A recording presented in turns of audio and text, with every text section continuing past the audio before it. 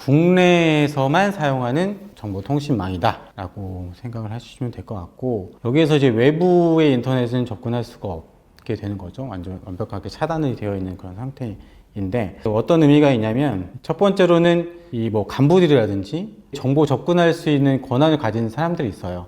그러면 거기에 접속을 해서 원하는 정보를 다운받아야 되는 그런 거겠죠.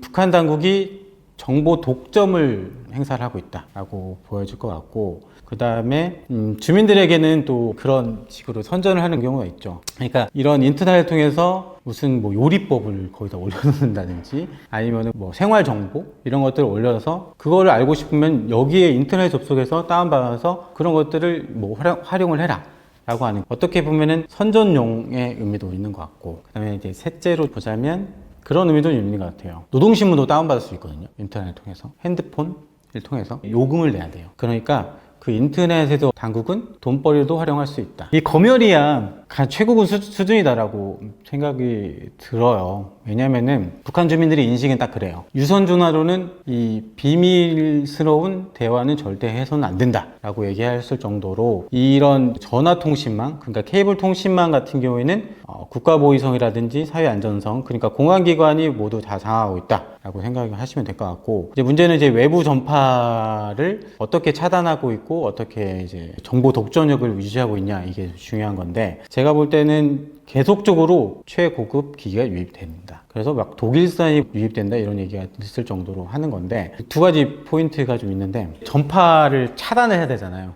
그러니까 중국 국경 지역에서 주민들이 외국산 핸드폰을 가지고 외국하고 계속적으로 소통을 하려고 노력하고 있는 그런 측면을 아예 차단해야 되겠다, 이런 생각이 좀 들어서 전파에 차단하는 그런 기기를 계속적으로 유입해서 설치를 하고 있는 거죠. 그래서 예전에는 10m에 하나 설치가 되어 있었다면 지금은 5m에 하나라고 하는 거죠. 그러니까 그 전파 차단에 대한 그런 강도가 더욱더 강해지고 있다라고 하시면 될 것 같고, 그러니까 예전에는 산 속에 들어가면 이제 전파가 차단이 안 되고 통화됐다면 지금은 갑자기 안 되는 그런 경우가 많이 있어지게 된 거죠. 예전엔 통화가 가능했던 지점들이 갈수록 더 사라지고 있다라고 생각하시면 될 것 같고, 그리고 두 번째로는 이 전파를 탐지를 해야 돼요. 북한은 전파도 탐지를 하거든요. 누가 어디에서 외국과 전화 통화를 한다, 이것도 되게 중요하게 생각하는 지점이라고 하는 거죠. 그거에 대해서도 강화를 하고 있어요. 어떤 의미냐면, 내가 만약에 북한 주민이고 통화를 해요. 그러면 이제 그 전파 탐지를 해서 하는 건데, 예전에는 반경 1제곱킬로미터에 막 샅샅이 뒤지는 그런 거겠죠. 근데 지금 이제 강화돼서 500제곱미터라든지 막 300제곱미터. 지금은 외국과 전화 통화를 하다가 잡혀가는 사람들, 지금 안타까운 주민들이 많이 있다라고 얘기를 지금 드릴 수 있을 것 같고, 중국 송전화가 외부 정보를 들여오기도 하고 내부 정보를 퍼뜨기도 하는 그런 중요한 매개체라고 북한 당국은 인식을 하고 있어서, 이걸 완전히 소탕하겠다라고 하는 그런 전략을 쓰고 있고, 거의 1년 동안 북중 국경 지역에서 수천 명의 주민들이 그것 때문에 잡혀갔다라는 얘기가 들릴 정도로 안타까운 상황이 좀 펼쳐지고 있는 상황입니다. 이 정보를 알아야 내가 현재 어떤 상황에 처해 있고 그런 지점들을 생각하고 고민할 수가 있는 그런 거죠. 근데 이제 북한은 약간 우둔화 정책이에요. 어리석고 잘 몰라야 내가 이들을 잘 어떻게 보면은 관리할 수 있다, 이렇게 보는 거죠. 그래서 그 정보 차단을 지속적으로 더 강화하고 있는, 우리는 북한 주민들이 생각하고 만들어가고 우리 함께 뭔가를 변화를 꿈꿀 수 있도록 정보를 계속적으로 유입을 해야 되는 그런 필요성이 있다. 물리적인 방법일 수도 있고 보이지 않는 그런 방법도 있을 수 있는 거죠.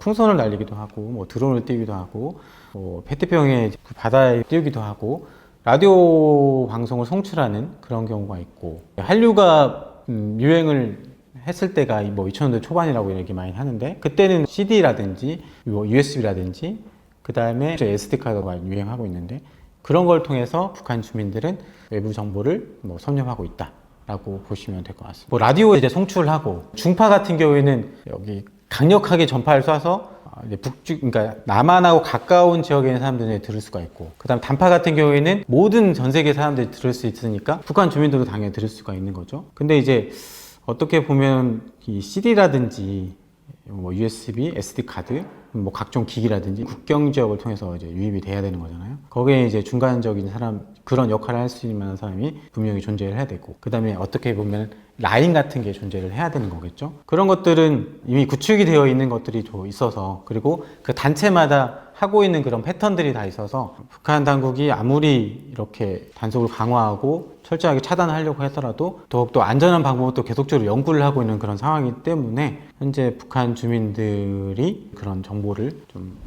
들을 수 있고 섭렵할 수 있다, 이렇게 말씀드릴 수 있어요. 북중 국경 지역 같은 경우에는 중요한 건 이제 밀수를 해야 돼요. 밀수를 하는 사람이 되게 많거든요. 저도 이제 중국 국경 지역을 쭉 돌아봤어요. 근데 밀수를 하지 않은 사람들이 거의 없더라고요. 그러니까 북한하고 밀수를 하는 거예요. 그러면은 북중 국경 지역에, 그러니까 북한 지역에서 사는 사람들이 밀수를 하지 않은 사람이 거의 없다라고도 우리가 유추해 볼 수 있는 거잖아요. 그러면 그 과정을 통해서 들었던 정보들이 되게 많을 거예요. 또한 이제 장사를 하기 위해서는 이런 외부 정보를 더 많이 알아야 되겠죠. 뭐 금시세라든지 아니면 현재 돌아가고 있는 뭐 대북제재 현황이라든지 이런 것들을 제대로 알고 있어야 어떤 아이템을 해야 돈을 더 많이 벌 수 있겠구나, 이런 것들을 더 파악할 수 있고 알 수 있다고 하는 겁니다. 그렇기 때문에 정말 민감하게 반응하는 경우가 많아요. 근데 이 내륙 지역으로 가면 갈수록 그런 요구성이 좀 떨어진다고 할 수 있잖아요. 근데 이것도 두 부류가 좀 나눈 것 같아요. 장사를 하는 사람들은 정보를 더 많이 알고 싶어 해요. 그래서 북중 국경 지역에 있는 사람들한테 그런 얘기를 많이 들으려고 하죠. 근데 장사를 하지 않고 그냥 체제에 순응하는 사람들도 저희가 생각보다 더 많거든요. 그러니까 그런 사람들은 정보를 요구하지 않고 외부 정보에 대한 그런 요구도 별로 없고 그냥 당국이 전하는 선전에만 순응하면서 사는 거죠. 그런 사람들에게도 어떻게 하면 빛을 줄 수 있을까를 현재 우리로서는 고민해야 되죠.